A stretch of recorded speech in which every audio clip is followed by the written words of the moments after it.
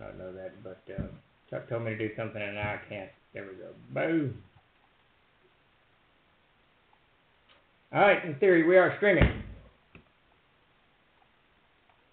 Thank you. And Chuck, I think I unhosted it. Maybe I did not unhost it. Okay, maybe I unhosted it. That's fine. Sound good, look good. Hey, man, I got all your links. I'm going to go through them tomorrow or this weekend to get the microphone first and then the backdrop mess next. Go do your social. We are here for 𝐓𝐫𝐚𝐝 of the trade, something or the other. 52. Holy Christmas. Every time we do one, it gets one higher. That's just crazy. That's absolutely crazy. I think we're continuing to talk about settings. What is going on with my machine here? We're continuing to talk about settings, which will be the last time. Next week we're going to go on to more generalized topics. I'm bored with this one. So we're going to go on. I've kind of started this whole new type of whole new type of gaming that I've never really done before. It's going on in my Thursday night game. I embarked upon it 1 week ago, maybe 2 weeks. Well, really, I kind of began toying with the concept about 3 weeks ago, and now, about 4 weeks ago, now I'm deep into it, and it's going pretty good. So I'm out of settings and on to the Planescapes. Thank you, Epi, for the sub. Very, very cool. We very, very much appreciate it. How's it going, Epi? How's it going, DM Samuel? 𝐓𝐫𝐚𝐝 of the trade number 52. Very cool. So I'm going to have to leave my phone on this time because my daughter is wandering across Arkansas and she's going to be hitting some dirt roads soon. So in case she gets lost, I want to be on call. Some of the roads are marked, some of the roads aren't marked. It's all great fun.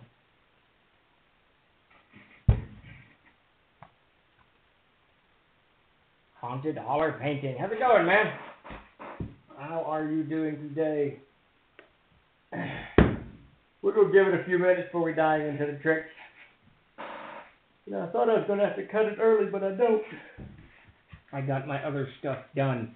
I have begun also working on the Runes of Entropy for the Spell Compendium book, whatever that thing is going to be called.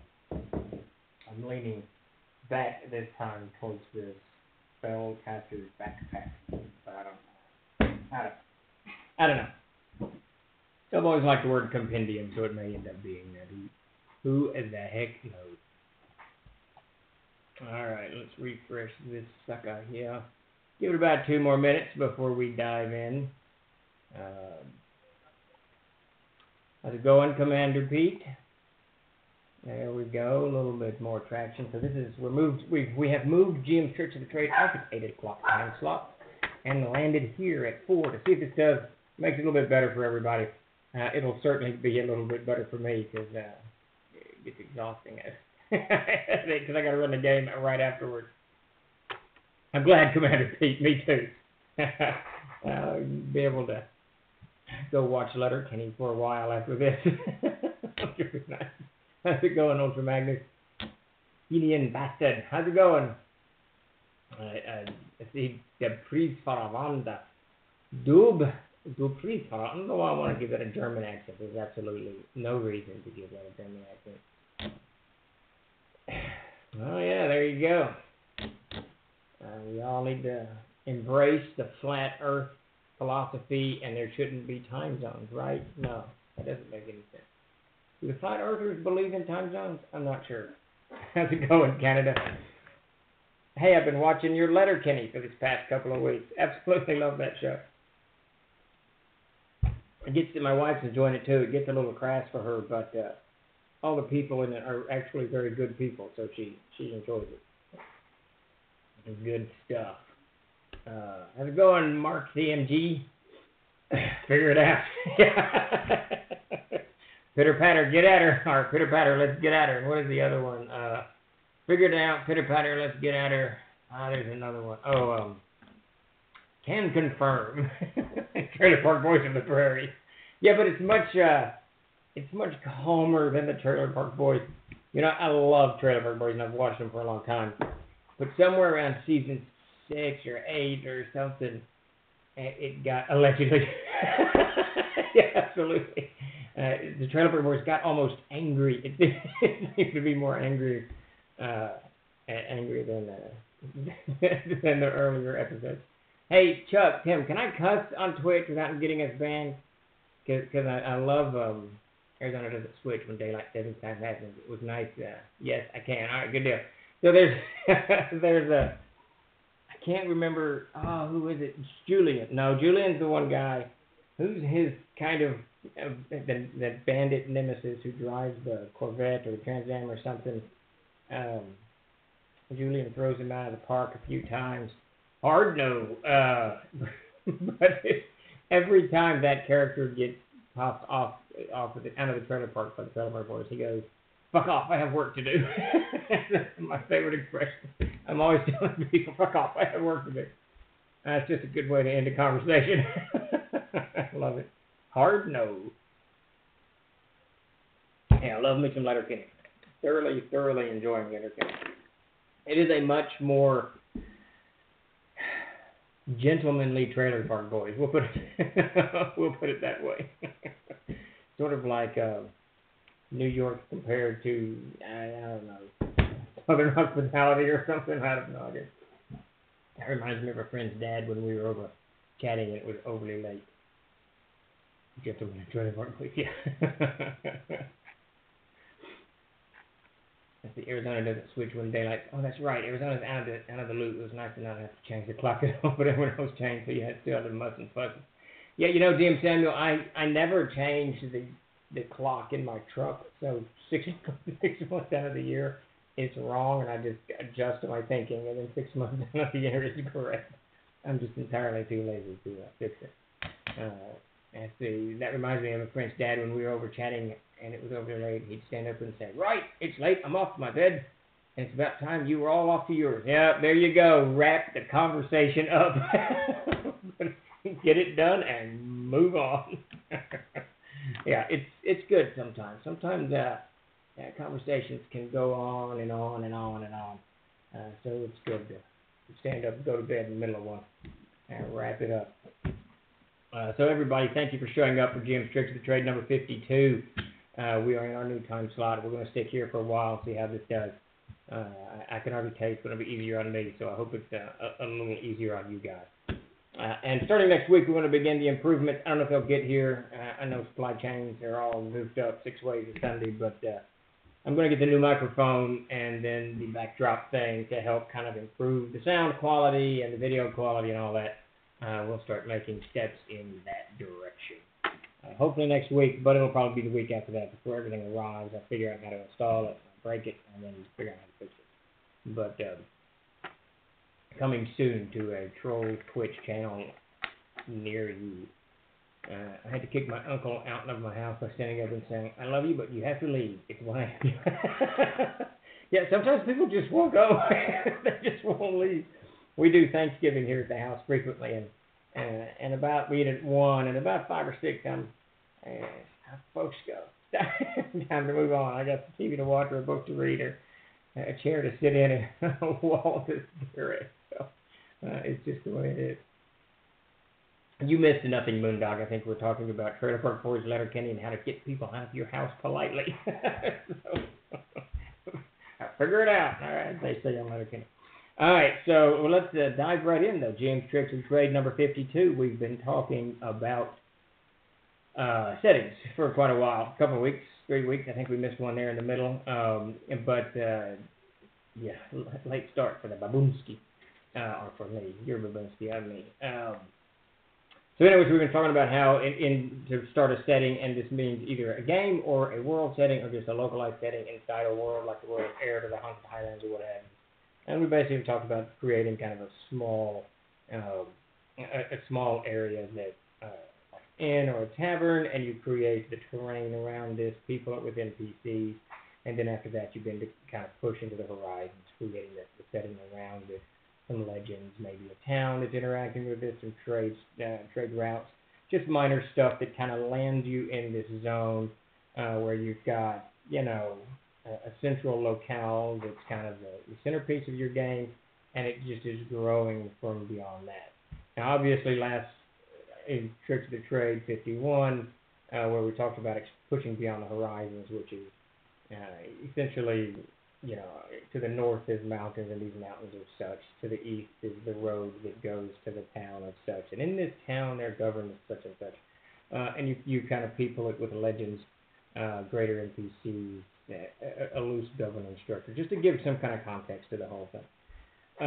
So this week, I did a hard right on it and shifted to the player side. I think, a lot of GMs do world building, even if it's only on a small level, they're still doing world building. If you're creating a tavern, or you're creating, an inn where there's an innkeeper and there's food, and you've created a menu, you're already creating a small economy. You're peopling it with NPCs and all this stuff. So you're immediately world building.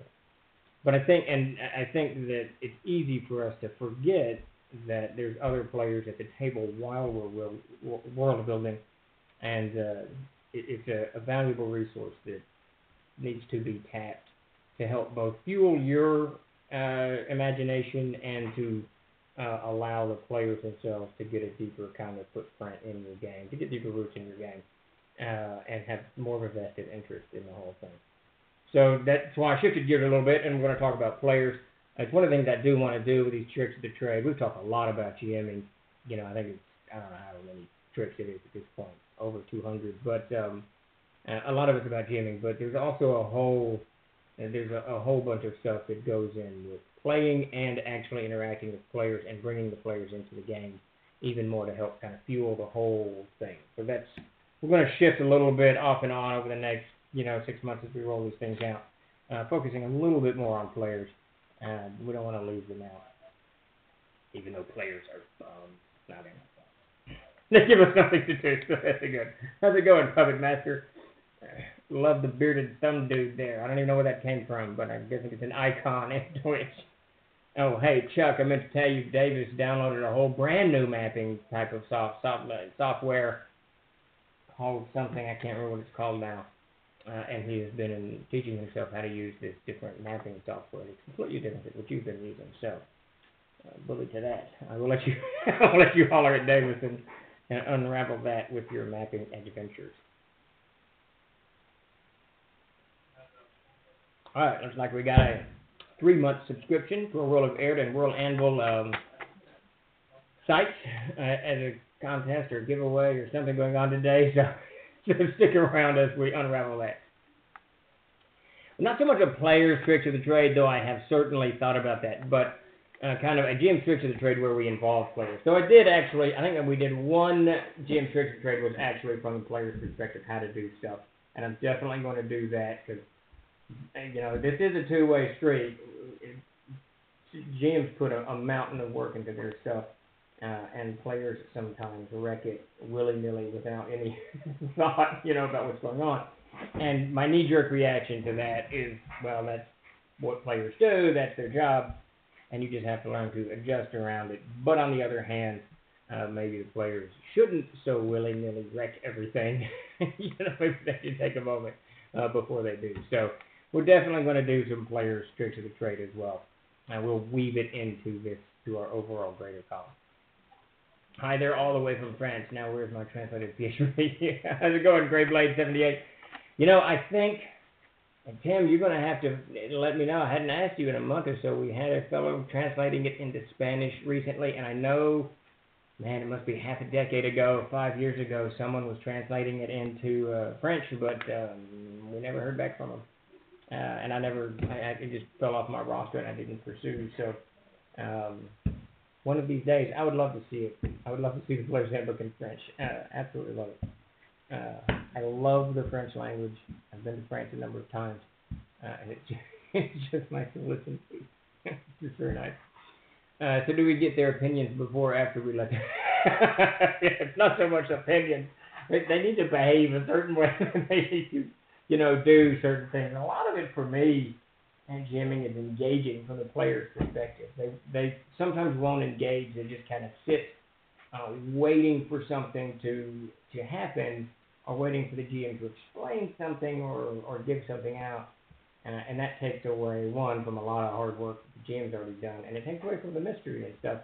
And it's frustrating for GMs, for me anyways, when I'm running a game that I sit there and I do all the descriptive text and I have the encounter and all of this stuff, and they wait for me to kind of explain stuff. And I don't want to do all that, so I'm not going to explain anything.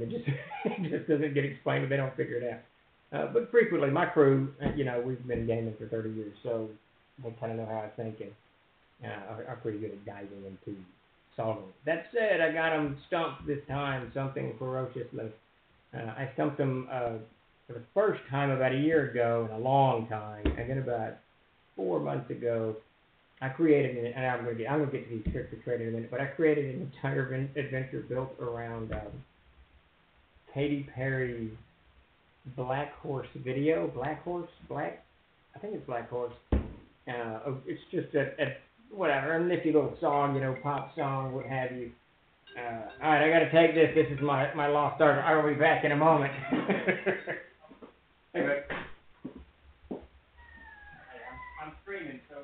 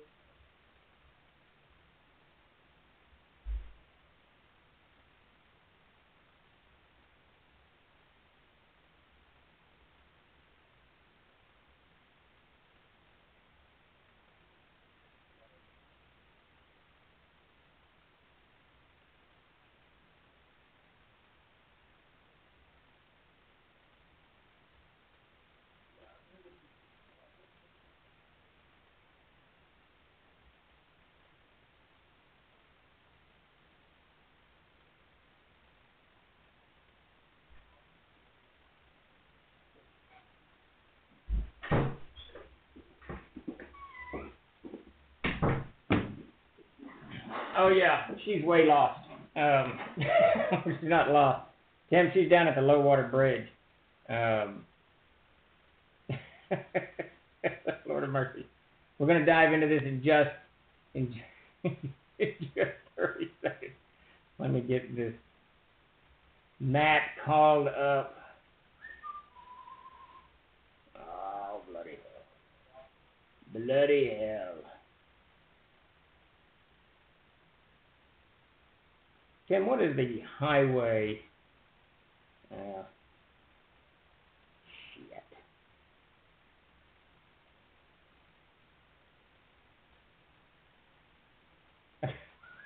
175. All right. Let me text that to her. All right. Now, without further ado, let's dive into these things. We're going to have this spring on there. There you go. All right, yeah, so the roads in Arkansas can be kind of not well labeled. So, Dark Horse.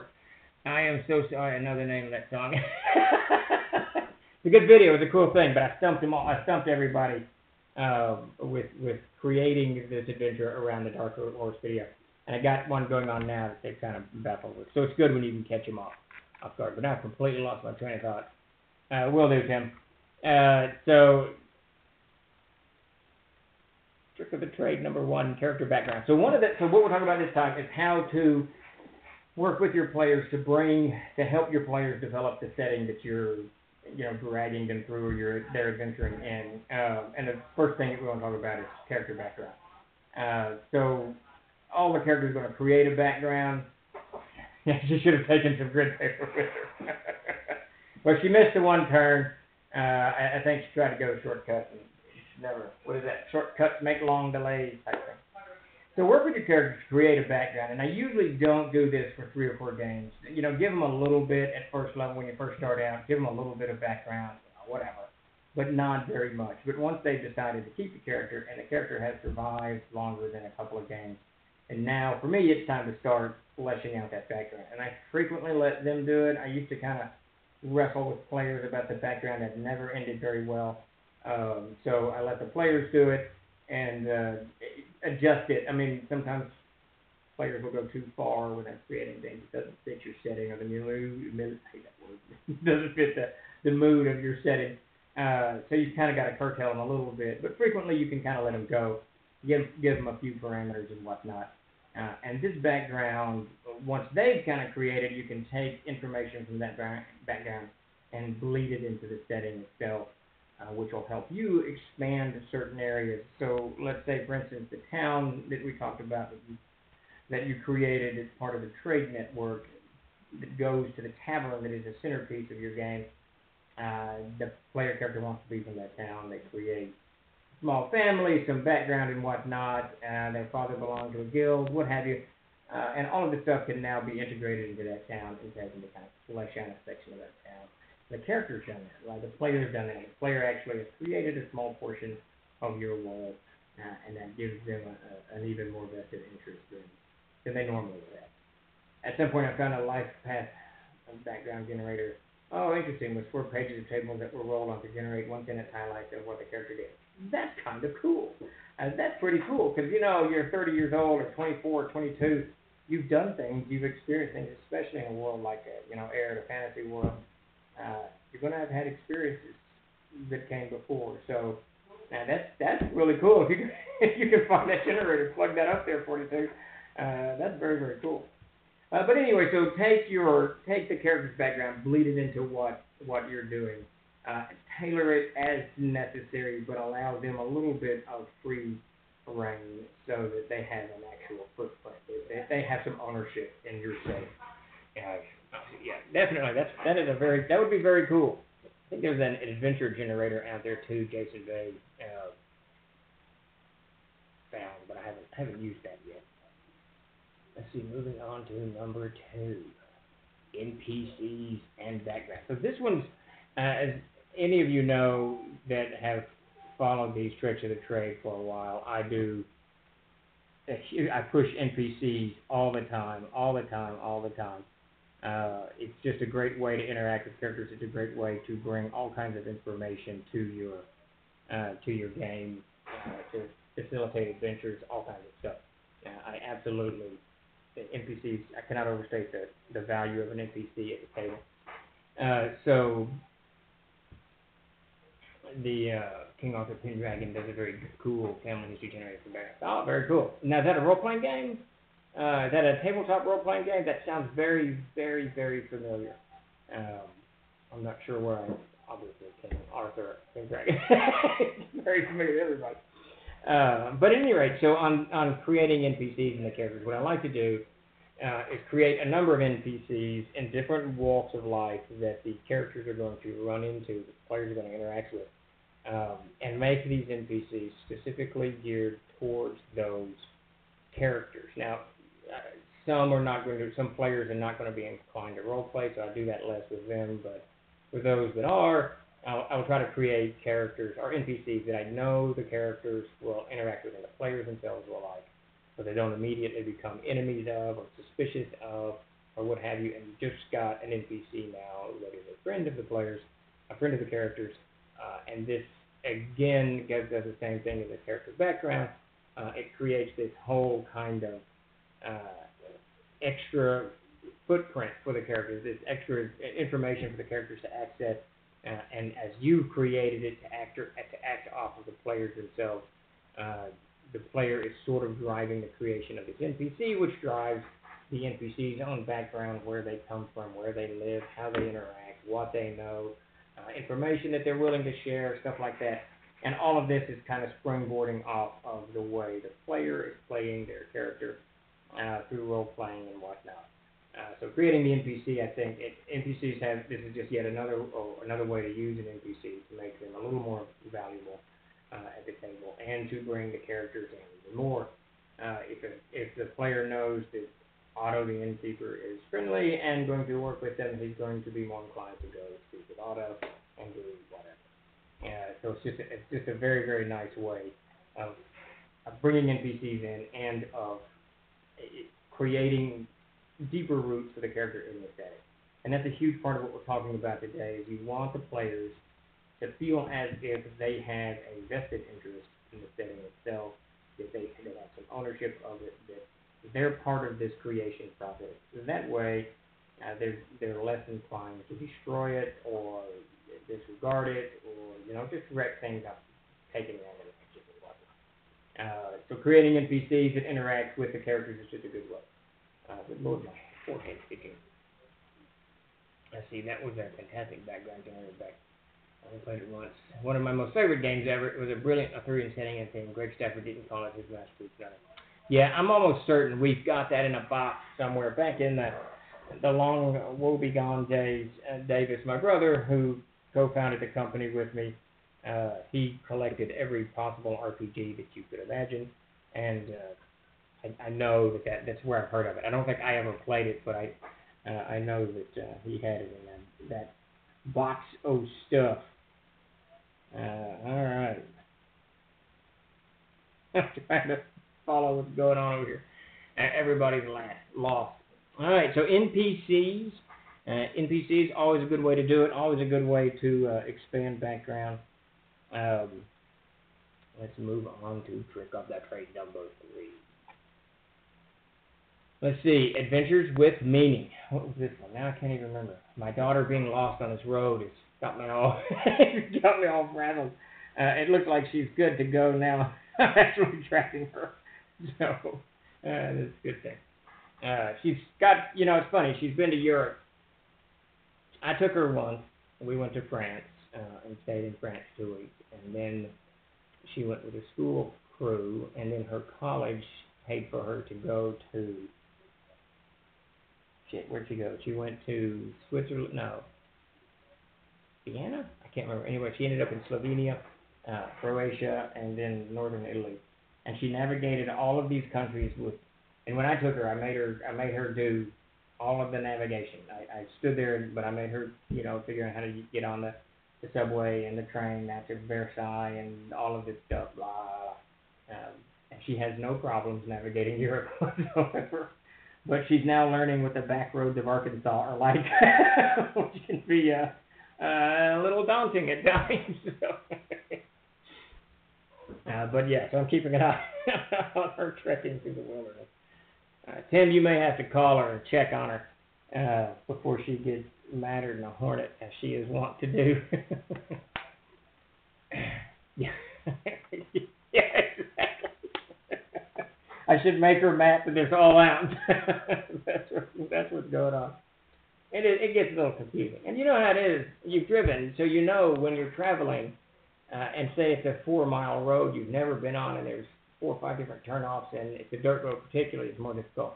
The road seems 10 times longer than it actually is, and you keep questioning everything that you're doing, and then as soon as that doubt sets in, you don't know if you're lost or not, and if you're Chenault, anger sets in soon thereafter, blind rage until you wrecked your car or wrapped it around a tree or something like that. So she's actually going up to visit near Tim, so Tim can actually help her navigate.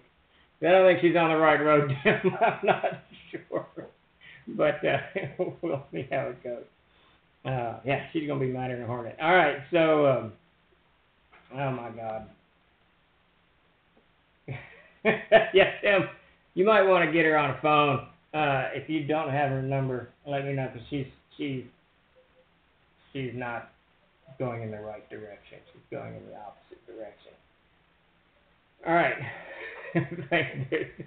All right. All right. So, luckily, she's still got 4 hours of daylight and a full tank of gas, so she should be good. She's only 20-odd minutes from her destination. All right, so trigger trade number 3, adventures with. All right, I'm gonna let you take that over, Tim. So this is probably the easiest and the most important of these 5 tricks of trade that I put out there. Adventures with meaning, and the idea behind these is to create. Oh yeah, it's a matter of morning. All right, so adventures with meaning. I'm gonna let Tim take over my rage-filled daughter, and it's good. You know, having a little anger is a good thing. It helps focus your attention. But so what I try to do, and I don't do this every adventure, but I try to do this every few adventures. I try to create, make it so. Now I'll turn that off. Tim's got that. Make it so that the adventure that you're on, at least 1 and 2 or 1 and 3 of them, has some kind of meaning to the setting itself. So, and it doesn't have to be something huge like you rescue the princess or you save the king or whatever it is, slay the dragon. It can be something very, very small. Perhaps you fight off a pack of wolves from, the whole adventure is fighting off this pack of wolves that are hounding these villagers. So it's small, it has some kind of meaning for the setting itself. The players walk away with it knowing that they saved these people, and more importantly, back to NPCs. You now got NPCs who are kind of vested in the players themselves, or in the characters themselves, because they were rescued by or assisted by or what have you. So any kind of adventure event has actual meaning to the setting, and it changes the course of history. It can be a bridge that's on an abandoned bridge that's been controlled by hobgoblins for 4 years, and they chase off the hobgoblins, and now a shorter trade route has opened up to the town that we talked about earlier. Anything like that, and of course it can even go into the epic, the absolute epic. I do that when I get up into higher levels. We're doing that adventure, that type of an adventure right now, the 15th level. I'm literally trying to bring back Orendul, the Red God, knowing this will bring the Gonfod, which is the end of days and Erd, and this is a world-changing event. And because they have embarked upon this quest, this adventure, what they've done is forced me to create mountains of stuff for Erd that I really hadn't thought about. It just dovetails nicely with the planescapes that we're working with at TLG, but things like where Narhite is. What is he? We know that Orendul dwells in the homeless house. Where is Narhite? Where is Mordias? Where are these other gods? So I'm suddenly having to pull stuff out and create the setting as it goes, which is really kind of nice. And it's all kind of driven because the adventure that I set them on is one that has a real-world impact in the world of Erd. So I try to do that. This is a huge thing. This not only does it change, it gives them more of a vested interest, more of a footprint, more roots in your setting, but it changes your setting in a direction that is positive for the players themselves, because they feel like we did this. This is because of us. This bridge was liberated and this trade route opened up, and all of these people were given access to this town because of us. And it just gives them more of a vested interest in what's going on, and less of a desire to wreck what you're building and what they're building with you. Let's see. My campaign was getting a little repetitive, as my players just couldn't get to the next part, so I created a side quest involving the spouse of a weaponsmith getting abducted in the woods. We pretty much abandoned the original plan, but they are enjoying the side quest way more. Oh yeah, that's a perfect example of giving just some kind of meaning to the adventure, and it's a perfect example of a way if something's not working, if your adventure is not working, don't hesitate to shift gears and go elsewhere. Don't abandon it. Don't throw everything that you've worked on away. That's still there. That the shadow of it's still behind everything, and you can revisit it later. And I'm going to talk about this later in a different GM tricks of the trade with timelines. I'm a latecomer to timelines, but it's helped my GMing a lot. So you create a timeline where they're on this side adventure and things are still going on in the main adventure, but just slowly, And so if they decide to go back to it, they intersect it at a later date, and things have been kind of solved. So it definitely gives some kind of meaning to your adventures. Not all of them. It's like 𝐓𝐫𝐤𝐤 talking about here. It's just a side quest. It's not going to change the world. It's not going to just a weaponsmith and his wife. But it's something to, that's one thing, but try to give them at least 1 and 3, 1 and 4, 1 and 2. Just every now and again an adventure that has actual meaning to it. It will be beneficial all the way around. 𝐓𝐫𝐤𝐬, in doubt, always use NPCs that are close to the characters. Don't have to kill them, but make them interact with the characters. They need money, they want to party, they want to marry and a daughter, etc. The little stories that make big ones shine even more. Absolutely. That's very well said, 𝐓𝐫𝐤𝐬. I mean, you really, when you're reading things like Tolkien, or you're watching a movie, or any kind of book, not just Tolkien, but it's those little bitty details that suddenly land and make you feel as if you're there, as if it's very, very real. And that was, I said Tolkien because that was one of his gifts. He really did make it feel like we were all part of this, a real life story. I mean, these people ate and drank, and those weren't just props. It was part of their life. It was just very, I mean, the way he wrote was very well done, and those little details definitely set the tone for so very, very many things. Always, and that's with NPCs. If you give the NPCs just a little bit, we talked about this few tricks of the trade ago, you give NPCs some kind of small trait or some kind of habit or something, some kind of detail that helps both you kind of, or the player, orient on them and know what's going on, but also helps you remember who that NPC is. You know, oh, this is the one with the tick in her eye. She blinks sometimes. You know, whatever it is, and it'll help you kind of remember the role playing that you did around them. Small details go a very, very long way without a doubt.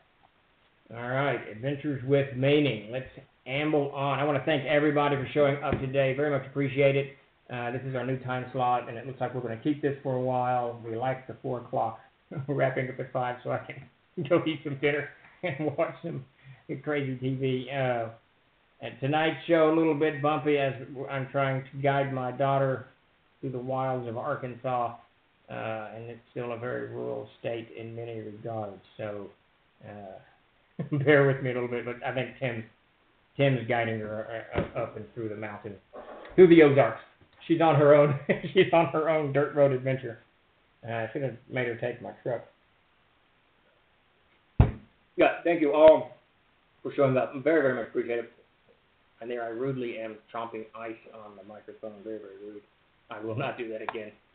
On to trick of the trade number 4, set up shop. So this is just like GMing 101, and it's so hard to get players to do it. It drives me insane. You really want them to set up some kind of shop, a tower, build a dungeon, buy a tavern. It doesn't matter what it is. You know, own a house. None of it matters. Just so that they have actual physical routes where the characters go to recuperate, to fix equipment, to whatever it happens to be. It gives them. You really want them to have some kind of say in the community that their characters are now in. The stuff that comes out of this is just through the roof good. I mean, not only are they interacting with NPCs, which we've already discussed, but they're learning how to, function in the government that you've created, or the lack of government that you've not created for the setting, or whatever it is. I mean, it gives them tons and tons of stuff. It opens up a plethora of adventures, from rescuing their own people to fighting off monsters to gathering wealth. All kinds of stuff just spring from having some kind of stronghold, some kind of something that they call their own, that they are willing to fight and die for. But it really is, at the end of the day, it's the roots that it allows the players to create, to gain, to grow. Words are escaping me, in this community, whatever it is. I know a good example of this in the game that we're running now. This is maybe it was 7th level or something, and they really hadn't set up any kind of shop somewhere. So they had constantly gone back to 𝐓𝐫𝐤𝐬, where they encountered this tavern keeper named Otto over and over and over again, and Stark, Todd's character, had become friends with him. So I had Otto pass away, and he left the tavern to Stark. So Stark is now the tavern owner. So suddenly Todd had to role-play owning the tavern and hiring, firing. We didn't really role-play all that, but we worked it all out. So he's got NPCs that they're working with. And this, the 𝐓𝐫𝐤𝐬𝐬 in the tavern there in 𝐓𝐫𝐤𝐬 has become a huge part of the game. Because it's Todd. It's not a stronghold. It's a tavern, but it's Todd's it's the character stalks, little piece of the earth, and now he's so crazy defensive of it. It's absolutely hilarious, which is great. But if you can get him to do anything like that, it's very, very helpful. You have to have a way to not turn the game into adventures and accountants. It takes buy-in from the players to be okay running a business and not spend too much time when running. Yeah, absolutely. I did that way long ago. I know we talked about this a couple months back. I got caught up in creating this whole thing with tax revenues and how much NPCs were paid and all this. It was insane, and I'm never doing that again. Now we kind of do it a wash. I'll tell Todd that, like for the tavern, everything kind of runs itself. You don't have to be there. You've got a manager, the little kids manage the place for you, and you earn about you earn about 50 gold pieces. I don't know, it's not 50. I can't remember what I said. It was like 35 gold pieces a month in profit. So every month your character has 35 gold pieces, which I think he has put in a chest hidden down in the bottom of the thing. So slowly over time, Todd's character is amassing, a little bit of profit that he can mess with later or whatever. So yeah, I do not do the papers and paychecks. I do not want to do that. That stuff gets absolutely crazy, and it can bore the living crap out of people fast. Hi Stephen, you were right. Tiny's Burgers Hut was great. Dang it! Bless you, Mad Me. Tiny's Burgers is the best hamburger I've ever had in my life. It was absolutely delicious, and I actually thought of going there and in the next couple of weeks, just jumping in the car, driving over, getting a burger, and coming back. It's about 11 and a half hours from where I'm sitting. So Tiny's Burgers is delicious. And I think it's the only town in Tatum, or the only place in Tatum, I think. And they have burned down our party HQ once in the city. There you go. That doesn't make for a good stronghold if you've burned it down. For monsters and treasures, I use the idea of giving land as treasure. I put a title deed for land and treasure chest. It works perfect. Ultra. Yeah, absolutely. I love doing. That's one of my favorite. We've talked about that before. It's one of my favorite things to do. Is to give land as treasure. It's just like I was talking about what Ultra Magnus is talking about, because it forces the characters to make a stronghold. And it's very odd to me. I got to tell you, as a player, I'm always wanting to build something. I always want to get a castle. I want to build a castle around it and conquer things. But none of my players really do. They're kind of bums and vagabonds. They just kind of drift around, whatever. I have to force them to do this stuff. It drives me a little bonkers.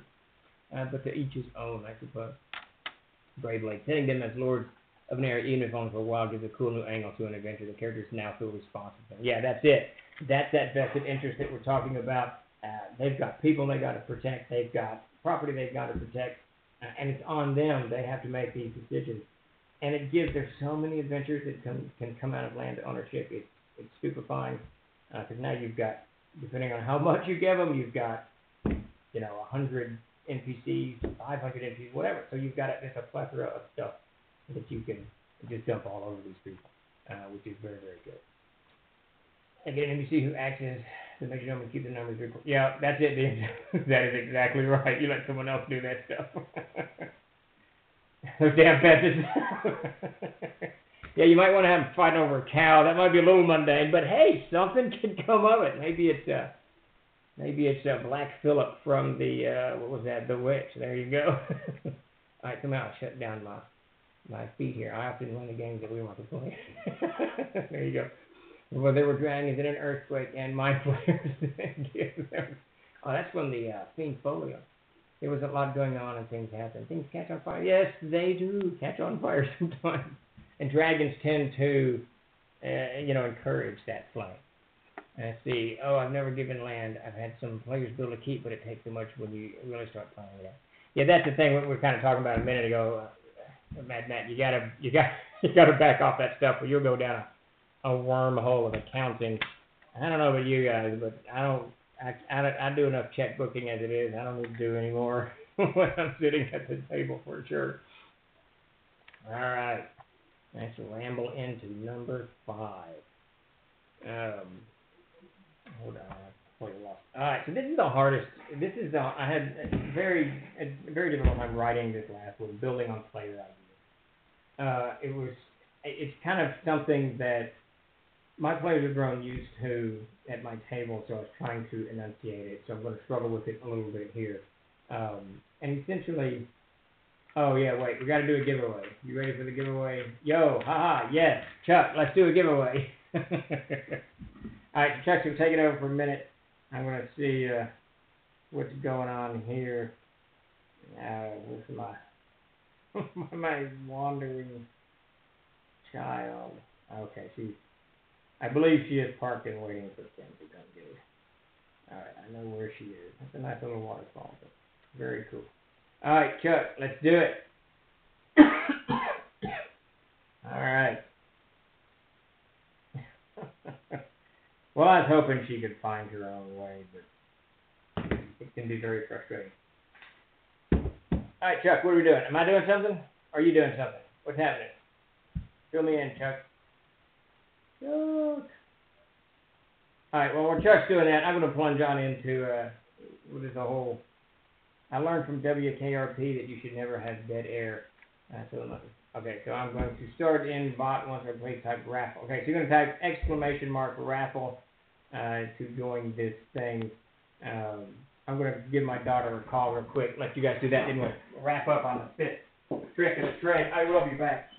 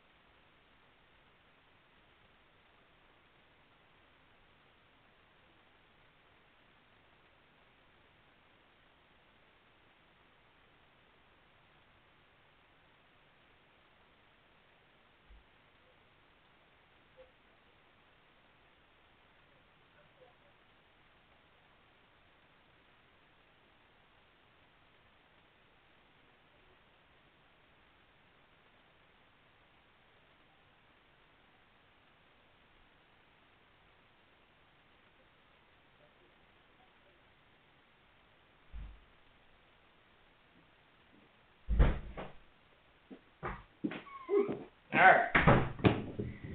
So how'd the raffle go? Are we done with the raffle? Thank you, Baked Sauce, for the subscription. Very much appreciated. I assume the raffle is going on now. I don't know what's going on. I wandered off. The hat. What are we talking about? The hat from Harry Potter. Good Lord. Everything escapes me. All right, we gotta. A giveaway has begun. All right, good deal. 3 months subscription. And we got to dive into this last one. So this last one was kind of difficult to discuss. Kind of hard to throw down because it's something that comes off of the way my players play. And frequently, while we're playing, ideas about what is happening roll across the table as they try to unravel things or decipher things. And I'll take those ideas, the germs of those ideas, and build things off of them. It may not have anything to do with the game that I'm doing now or the adventure that they're on, but it's such a cool concept. It's something new, or it's a different direction that I want, that I would like to take the setting itself, take it and incorporate. So trick of the trade number 5 is really to listen to, sorting hat, is to listen to the players, to listen to their concepts and their ideas, and try to integrate those into your game into your setting as you're playing. I think that not everyone's going to have this. Not every player is going to have these concepts, of course, but some are, and take them and use them. And you don't have to use all of it. You can use a little bit of it. You can do, whatever. But definitely listen to the players and try to incorporate their ideas into it. And if the cool thing is, if they see that crop up later, 5 games later, they're going to know that they have a little bit. They have a little bit of a more of a footprint in your game than they did before, or in your setting than they did before. And so definitely give the characters a listen while gameplay is going on. All right, so we got 1 minute left on the giveaway there. I got a dog scratching at the door like crazy. I got a daughter lost in the woods. This has been the most distracted gym trick of the trade that I've ever done. I'm not sure I'm not sure what's going on, but let's do a quick thank you all for showing up. Very much appreciated. Normally the gym tricks of the trade are not this bumpy, and I'm not going outside making phone calls too often. But so join us again next week for Gym Tricks of the Trade. It will be at 4 o'clock in the afternoon on Thursday, and we've got Ask Me Anything on Tuesday at 4, and 1 o'clock on the Wednesday will be World Anvil, and at 7 o'clock on the Wednesday will be the miniature painting. So definitely check all these shows out. We've got a lot of stuff going on, and even more going on coming in the near future. And don't forget, 𝐓𝐫𝐤𝐬 is hosting Troll Nerd Chat on the PLG Discord, and tomorrow at 7 p.m. Central Standard Time. And I think I'm forgetting something else, but I'm sure. Check out the website. There's information all over the place. All kinds of stuff going on, which is always a very, very good thing. We have a winner, Steve, who has won. Wait, Steve? Wait, me? What? What's going on? I was utterly confused. I didn't enter. I don't know how to win. So it's 𝐓𝐫𝐤𝐬21. You have won 3 months subscription to the World Anvil site. Definitely check that out. The crew has been diligently uploading stuff on the World Anvil so that you can plunge into. Let me see if I can find it. It's in this drawer. Got to open it a little bit more. You can plunge into our campaign setting, The World of Erd, which is this giant 300-page book, just chock full of all kinds of stuff. So definitely check that out. Everything is loaded up on World Anvil. So visit us there and definitely check it out on Discord and everywhere else. That's about it. I'm going to wrap up here. Chuck, are we doing a raid or anything? I can't remember. Something. Slowly getting the hang of all of this. It's good. We don't have to, man. We can call it, and as we get our sea legs back with this new time slot and the chaos kind of settles down in the troll dens, we've still got massive shipping going on, all kinds of other issues. So, just crazy stuff.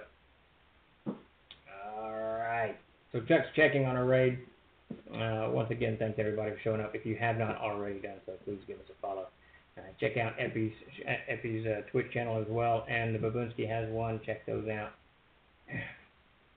and track us down on Discord.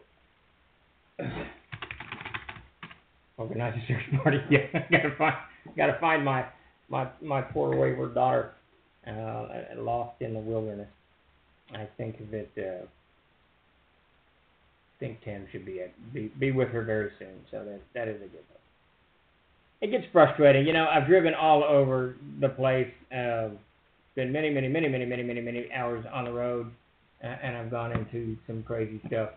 And it gets very frustrating when you're on the first time on a road and, strange territory. It can be very frustrating. All right. So, yes, absolutely want to wrap up. Thank you all for showing up. I sure appreciate it. And we'll be back again next week. And hopefully we'll start getting some new equipment in and kind of spruce things up around here. Congratulations, 𝐓𝐫𝐤𝐬, and thanks for joining us. And everybody, we sure appreciate it.